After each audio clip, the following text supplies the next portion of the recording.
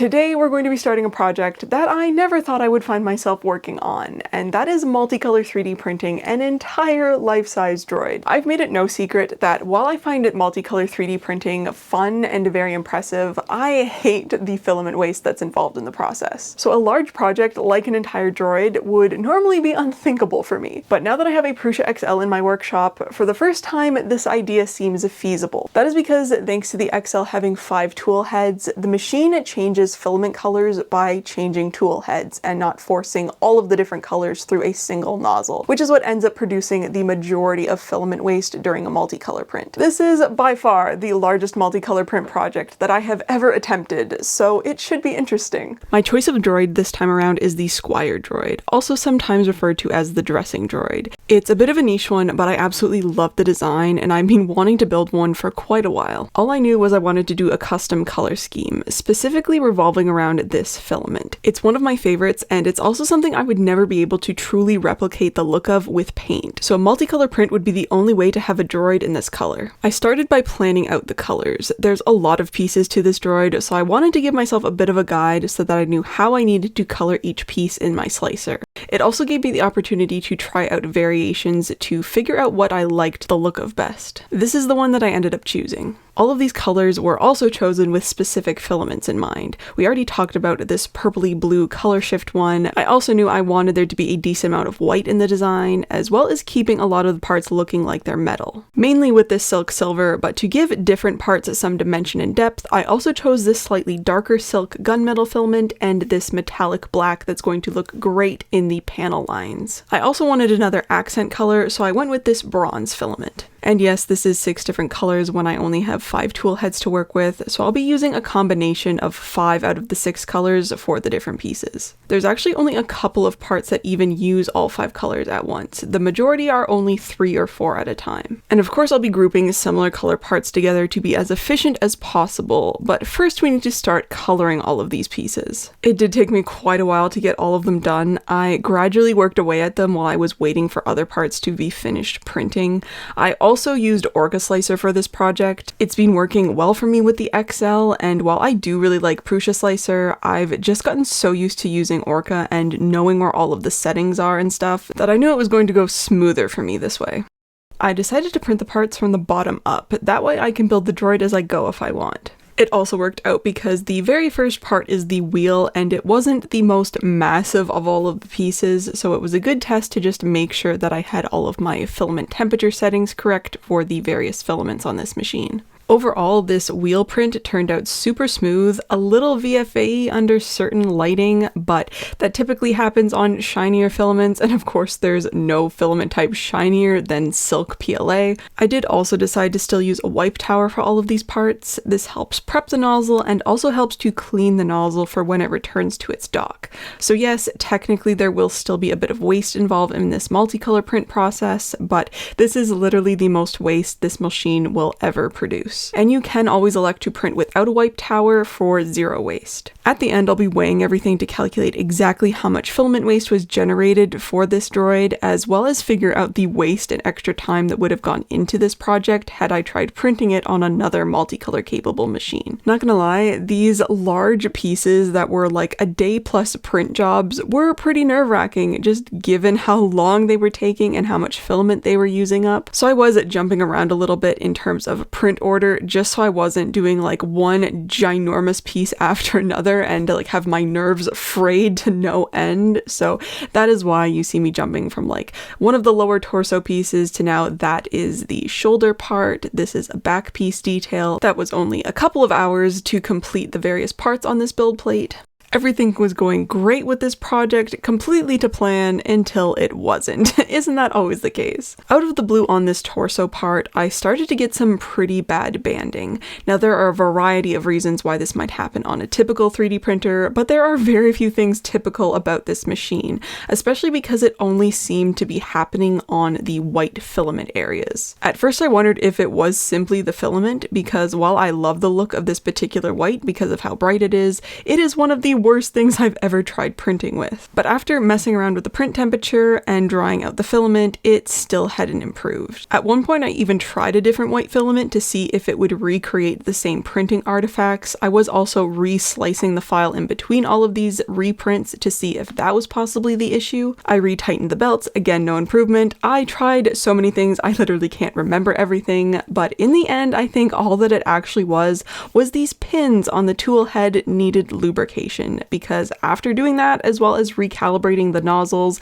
this thing was back to printing perfectly. Maybe even better than it had been before, given how much maintenance and tuning I did to this thing. So that was a bit of a learning curve, but now that I know what it is, it might not ever happen again because I'll always make sure those pins are well lubricated. I have to say there are few prints I've ever been happier to see completed than these torso pieces. After that we were back to business. I had the Excel flying through print jobs and everything was going great until the extruder errors started. This is most commonly due to strain on the extruder cable, and I found out around this time that a lot of my original cable covers were cracked and probably not doing the job they should be. Prusa has since redesigned this part of the neck extruder, and the new cable covers are so much nicer and more secure.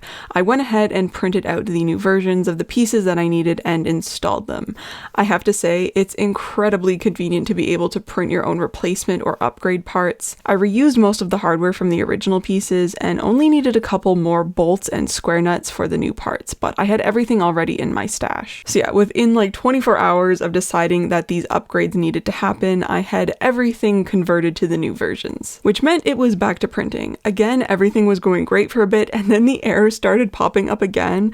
Turns out it was a known firmware error. Whether it was before as well, who knows. I'm still glad I went ahead and upgraded all of the cable covers regardless. It did end up taking a couple of firmware update tests to fully fix the issue, which did unfortunately result in a couple of costly misprints for me. But I am very happy to say that it seems like the newest firmware update has completely resolved the issue, because from this point on in the video, that is what I've had my Excel running on, and I've never had that error pop up again. Unfortunate that these issues happened, and it definitely was testing my sanity for a few weeks there, but I always want to give you all an authentic look at what goes into these projects because it doesn't always go right. And I do also have to say, it did take a bit for me to fully get my trust back with this machine. I mean, it was like playing Russian roulette as to if there was going to be some sort of connector issue or error pop up, but now I do feel like fully comfortable and trusting this printer again. That update really seem to have done the trick, and do keep in mind this is literally hundreds of hours of print time that you're seeing in this video. I was really trying to run this machine like 24/7 if I possibly could, and try and line up the print jobs so that I could have it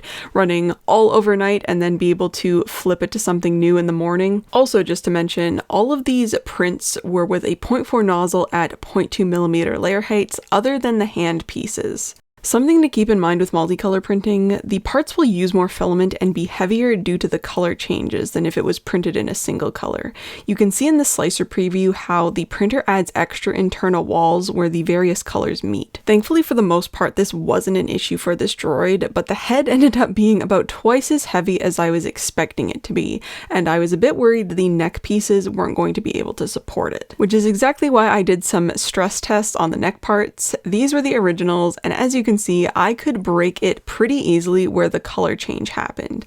I ended up just reprinting them in a single color for strength. Thankfully for this back bent piece, I could slice the connector parts off and print those in a different filament to pretty much give me the same effect as the original multicolor version. And finally, after 2 months of pretty consistent 3D printing, I had all of this droid's parts printed, which means we can start working on assembly. But first it was on to support removal, because I didn't actually deal with any of the support structures on these prints as I was printing them, so did all of that at once, and overall these supports came off super easily on all of the pieces. The only part that I really had any difficulty with was the head. For some reason the machine seemed to have printed this like way too close to the build plate, and you can probably see that in the silver filament, and that meant the first layer between the head and the support material was like completely squished and melted together, so that was fun. But now on to the actual assembly process. We need to start with parts that I haven't even had a chance to mention yet, and those are the base pieces. For these I went with the Filament Galaxy Black filament, again another one of my favorites. It's this matte black with some sparkle to it, and it always prints with basically invisible layer lines, and I also thought it would give like a really interesting almost wrought iron effect for this display base. There are some printable dowels to line up these parts, and then I'm just using super glue to assemble everything. There is a 1-inch pole needed to go into the center of this base, and then from there you can start adding on the pieces. Most of these parts were just held together by dowels. I didn't actually bother gluing anything together. It was a nice snug fit as is. It's going to be held together by its own weight, and it also gives me the opportunity to disassemble this if I need to ever transport it anywhere. I had to take the ring and this main body part off because I could not get them to line up, but after that it was all good. The next piece to attach was the torso piece, which I haven't even had a chance to mention. I had to split because this thing was too tall for the printer. It was the only part that wouldn't fit in one piece, and I felt that the angle I split it at would be the least obvious when assembled. And the torso just slides onto some rails that are part of the main body. Next was onto this shoulder piece, which had quite a lot of parts I wanted to attach to it before adding it onto the rest of the body, starting with these cuff parts. Again, these just were attached using some dowels that are printable, and I super glued those into place. Then it was on to a whole lot of neck parts, starting with the outermost bracket pieces.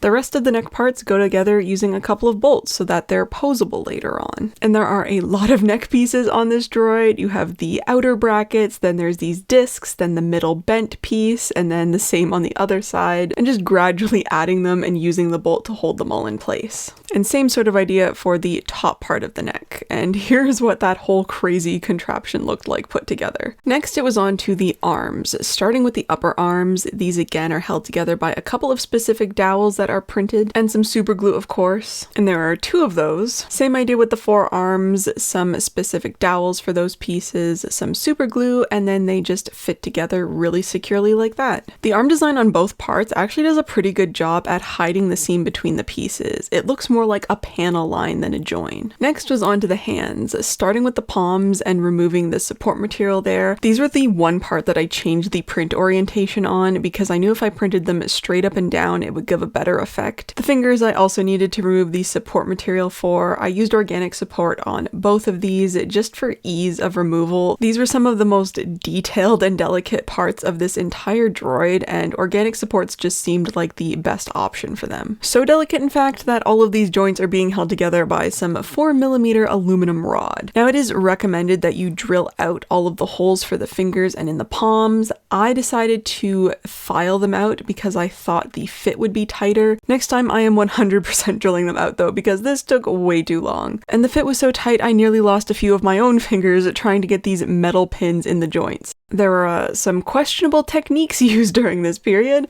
but in the end I managed to make it work, and all of the fingers and thumbs had some nice movement without being too loose.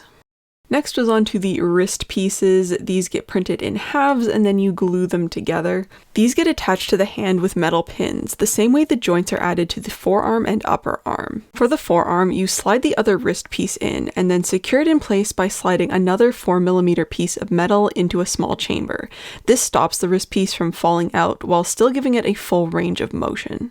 Same idea for the upper arm pieces, and also even for the shoulder parts, there's another metal pin to be added here. And now it's time to assemble all of these parts together, thankfully this time with some bolts. I like to tighten the bolts on all of these pieces pretty tight so that when I go to pose the droid, it will be able to hold itself in place, but you can always tighten and loosen these later on. On the shoulder, there's a chamber to install a barrel nut into so that we can attach this to the rest of the shoulder piece. And I'm repeating that for both arms.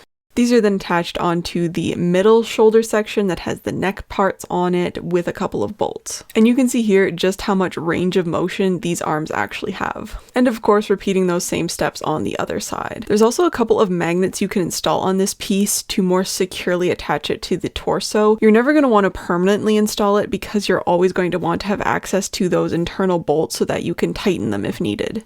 And the final piece that we have to work on is the head.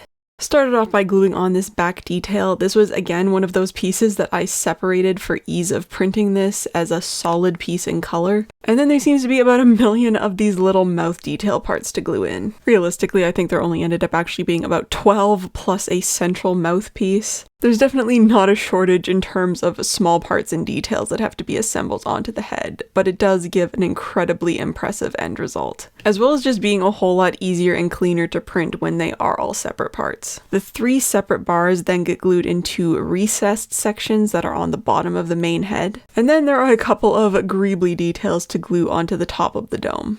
Next is on to working on the eyes. I printed the lenses in some clear resin, same with the body light buttons, but we'll get to those in a bit. And after cleaning the lenses up and trying to polish them up as best I could, I coated the inside of them with this translucent Maya color called Smoke. It's basically translucent black. Did a few coats of that to try and build up the darkness of the lens. And once that had dried, I then applied a clear gloss to the outside of the lens to really try and sell this as if it was like welding visor or what I would typically use as a material for lenses like this. And I really did slap the gloss on to try and give it as flawless of a finish as I could without having to pull out my airbrush. Once those had dried, I then snapped them into place into the eye and then glued all of those onto the main part of the head. As for the body light lenses, I used a similar method, this time using some clear red applied to the backs of these buttons. This was really a massive experiment because I knew I really couldn't be bothered with actually adding LEDs behind these, so I wanted to try this technique using this reflective tape. This is the same stuff that the Jedi training remote really used to give it that light up effect, and I tried applying these lights onto the tape using some glue. This glue really didn't like sticking, so I changed the glues, and ultimately I'm not sure if in the end you can really even get the reflective finish through these buttons, but it doesn't look terrible, and so I went ahead and applied those anyway. I used the adhesive from the tape, so they're going to be easily removed if I want to change them later. Now it is on to the final assembly of the rest of these droid parts. This back brace kind of slides into the main torso, and then there's also this back cover that slides in underneath that. This U-shape cover that sits underneath that back brace. And then the shoulder and arm assembly just sits on top of the torso, and then finally the head can be added on top of that. There's also a couple of antennas I decided to add that use that same 4mm aluminum rod like the hands use.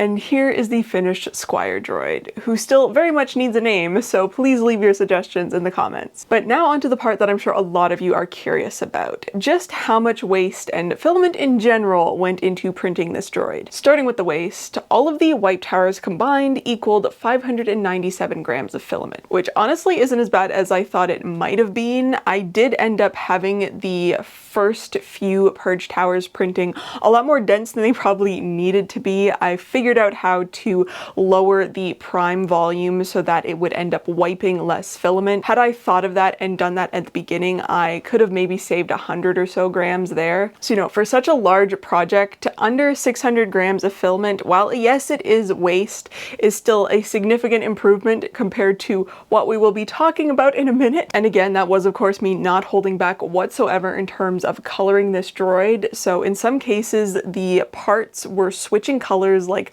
4 times for every layer for a few hundred layers, which is why the prime towers or wipe towers ended up being more dense for some of the parts. Now there were of course a few misprints along the way, and I thought it only fair that I weigh those out as well. Assuming I didn't accidentally throw something out, the misprints equaled about 3.4 kilograms of filament. So obviously not ideal. The majority of it ended up being the torso pieces that I was using to troubleshoot the issues that I was having, so they They did get reprinted and canceled quite a few times for me to try and figure out what the problems were. And then I had those extruder errors happen on literally the single largest piece on this entire Droid, and then when it messed up a very large print on me. So that is how we ended up with 3.4 kilograms of misprints. For the Droid itself, that came out to a grand total of about 6.8 kilograms with an extra 800 grams for the base. And that's including the support material needed to print the various parts.